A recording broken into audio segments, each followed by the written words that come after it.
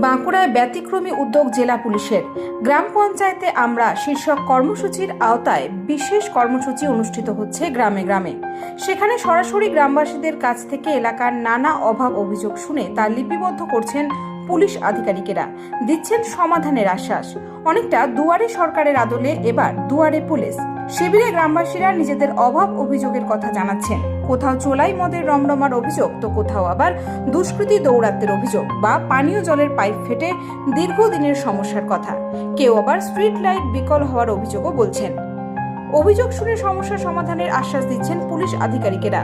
Police সূত্রে জানা গেছে, বাঁকুড়া জেলার 190টি গ্রাম পঞ্চায়েতেই পর্যায়ক্রমে এই শিবির করা হবে।